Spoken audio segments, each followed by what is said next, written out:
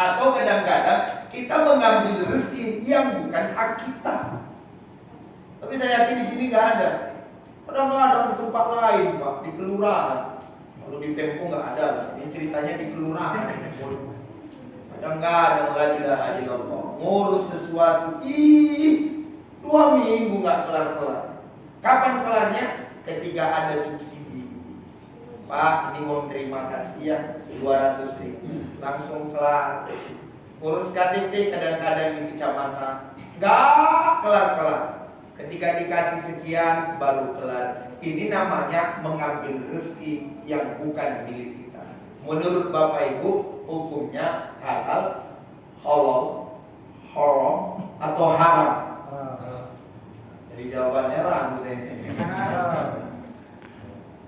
Yang paling kenceng ngomong haram karena gak bagian dia ngurus KTP kan. Assalamualaikum warahmatullahi wabarakatuh.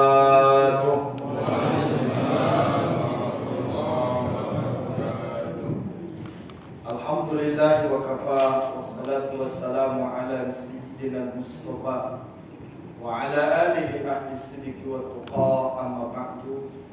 Yang saya hormati Bapak Asisten 3 yang alhamdulillah telah menyampaikan perwakilan dari Pak Wali Kota. Begitu juga yang saya hormati Pak Kesra. Kabak Kesra.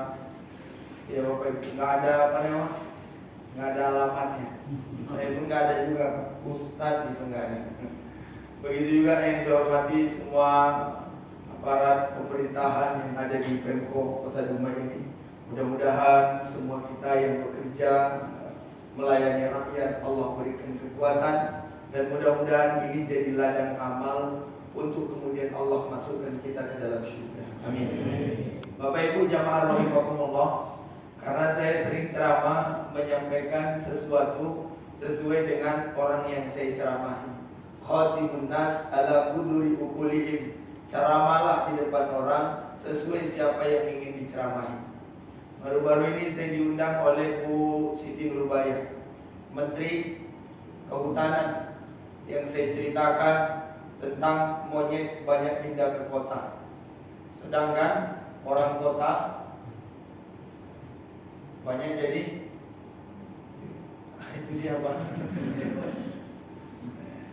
Mana nggak jadi, mohon maaf ya kan. Di masjid pun kadang-kadang masih main skater kawan tuh ya kan. Bukan di Pemko ini Pak ceritanya. Ini ceritanya di Singapura ini. Nah sekarang ini saya bingung. Ini sekarang ini ngapain kita? Apakah silaturahmi atau kemudian ini semua kerjanya sama Pak? Saya lupa pula tanyanya tadi Pak. Bapak yang ini kerjanya ngapain sih selama di sini gitu ya? Tapi mudah-mudahan lah Bapak Ibu jamaah rahimakumullah, saya ingin menyampaikan satu pesan menarik. Suatu ketika Nabi Ibrahim alaihissalam, sebagaimana kita tahu bahwa Nabi Ibrahim adalah datuk kita, datuk dari Nabi kita. Bapak Ibu jamaah rahimakumullah, suatu ketika orang nanya kepada Nabi Ibrahim, wahai Nabi Ibrahim, kenapa engkau bisa menempati level Khalilullah, kekasih Allah? Kan kalau Nabi kita dikenal dengan Habibullah, kalau beliau dikenal dengan Khalilullah. Kenapa beliau bisa menjadi Khalilullah? Nabi Musa kalamullah.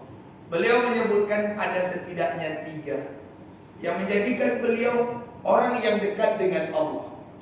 Apa itu yang 3? Yang pertama, ketika itu dijawab oleh beliau, katanya ikhtartu amrullah ala amri ghairi. Saya lebih mementingkan kewajiban saya kepada Allah ketimbang kewajiban kepada yang lain. Tapi ini Bapak Ibu, di zaman sekarang kalau kita belajar fikih, kita harus juga paham bahwa mendahulukan perintah Allah wajib. Cuma kalau misalnya di depan kita ada ibu-ibu mau lahiran, nggak ada motor, nggak ada Honda, suaminya nggak ada, kira-kira kita sholat dulu atau bantu ibu-ibu yang mau lahiran? Mohon maaf Bapak Ibu jamaah rahimakumullah, kita disuruh nolong orang, bukan disuruh sholat dulu. Bapak Ibu jamaah rahimakumullah, inilah pentingnya bahwa mendahulukan kita atas urusan Allah daripada urusan pribadi. Saya sering menyampaikan begini. Hidup ini akan menjadi mudah apapun yang kita inginkan kalau kita bisa membiasakan diri dekat kepada Allah. Orang yang banyak masalahnya, Pak, adalah orang yang jauh hidupnya dari Allah. Nomor 2, apa yang menjadikan Nabi Ibrahim alaihissalam menjadi Khalilullah? Ternyata Bapak Ibu ketika dikonfirmasi, wahai Nabi Ibrahim, apa yang menjadikan engkau jadi Khalilullah? Kata beliau, saya nggak pernah resah bima dengan apa yang Allah telah tanggung dalam hidup saya masalah rezeki. Pertama tadi beliau mendahulukan perintah Allah ketimbang perintah yang lain. Sedangkan yang kedua, yang beliau pegang kuat adalah nggak pernah resah terhadap rezeki. Itu tadi ada cicak, Pak, kan? Kita sering belajar dari cicak, toh. Cicak itu nggak punya sayap, makanannya punya sayap. Tapi nggak pernah kan cicak stres. Tetap cicak happy loh. Bahkan ada orang nyelatuk ngomong kayak gini, "Iyalah Ustaz, cicak kan anaknya paling berapa? Saya anak berapa Ustaz? Anak 10. Nah sekarang Bapak Ibu, mana lebih banyak anak kita ketimbang anak ayam? Ini karena lapar nggak mau jawab atau gimana sekarang? Mana? Mentang-mentang dibilang ayam langsung teringat makan. Mana lebih banyak anak kita ketimbang anak ayam? Anak ayam, iya kan? Pernah kelihatan ayam stres? Tidak, dia cuma matok, nyeker, matok, nyeker. Iya Ustaz, ayam anaknya kecil-kecil, saya gede. Nah sekarang saya mau nanya, pernah kita lihat gajah kurus? Jarang. Gajah mah gede-gede. Itu sebuah isyarat bahwa rezekinya telah dijamin oleh Allah. Wa ma min dabbatin fil ardi illa 'alallahi rizquha. Semua rezeki kita ini telah dijamin. Sekarang kita ini mau jemput atau tidak. Kadang-kadang rezeki itu ada, malas kita luar biasa. Atau kadang-kadang kita mengambil rezeki yang bukan hak kita. Tapi saya yakin di sini nggak ada. Kadang-kadang di tempat lain, Pak, di kelurahan. Kalau di Tempo nggak ada, ini ceritanya di kelurahan. Kadang-kadang la ilaha illallah, ngurus sesuatu, 2 minggu nggak kelar-kelar. Kapan kelarnya? Ketika ada subsidi.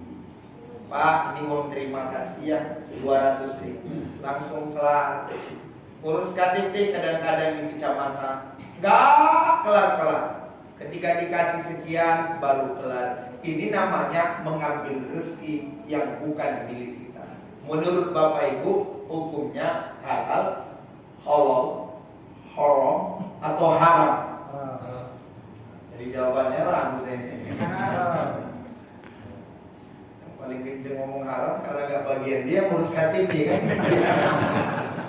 Yang terakhir, amalan Nabi Ibrahim alaihissalam sehingga meletakkan level beliau di Khalilullah adalah beliau tidak pernah makan siang, makan sore kecuali ngajak tamu. Saya hari ini Bapak Ibu tamu.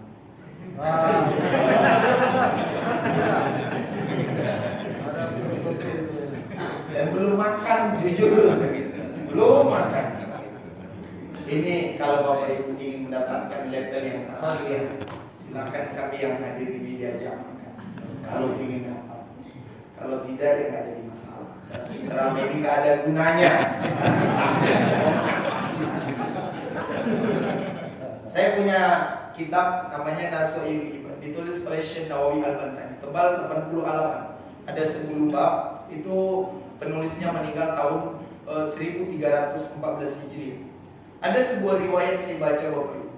Kata Nabi, siapa orang yang kedatangan tamu, halo, mohon didengarkan baik-baik.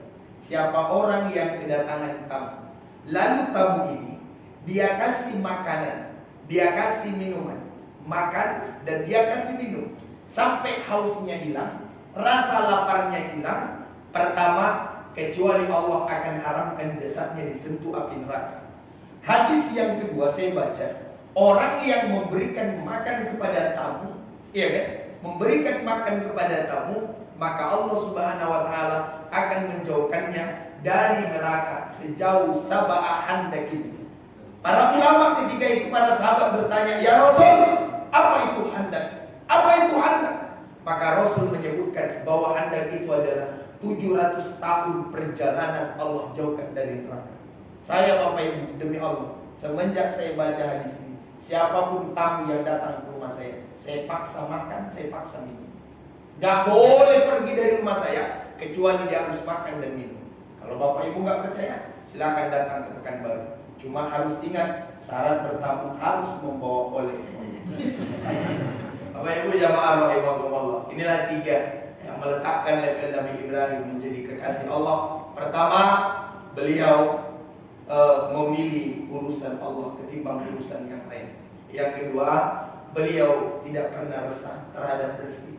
Pokoknya Bapak Ibu gak usah terlalu mikirin. Saya sering ngomong begini, kenapa sih kita harus mikirin untuk anak kita, untuk cucu kita, untuk cicit kita? Padahal wallahu akhrajakum min butuni ummahatikum la ta'lamuna syai'a. Ingatkah kita?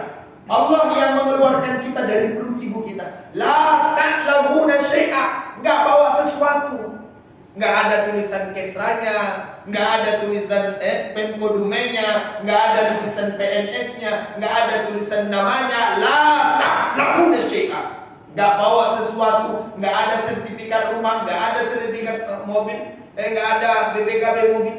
Tapi ternyata Allah Maha Kasih dan Maha Sayang. Wa ja'ala lakumus sam'a wal absara wal afida la'allakum tashkurun. Kita enggak pernah bawa sesuatu. Maka ketika hidup, kenapa kita harus takut terhadap rezeki kita? Toh kalau dipikir-pikirkan Pak, sekarang kita bisa duduk di sini, kerja di sini. Di luar sana banyak orang masih panas-panasan. Kita alhamdulillah udah nikmat. Syukuri ini kata Allah dalam Al-Quran. Yang terakhir, kalau ingin menjadi orang yang kemudian Khalilullah adalah jadilah orang yang tidak pernah makan, tidak pernah minum kecuali ngajak-ngajak. Ini gak mesti berlaku kepada kami Pak. Bapak yang ingin Allah jadikan orang yang paling dikasihi Allah, gampanglah meneraktir orang. Contoh ada gajian atau punya rezeki, kawan kelihatan makan, sesekali nggak apa-apa Pak. Tapi Bapak Ibu yakin dan percaya, orang yang mampu berbagi kepada orang lain, itulah orang yang paling disukai orang, disukai Allah dan didekatkan ke dalam surga.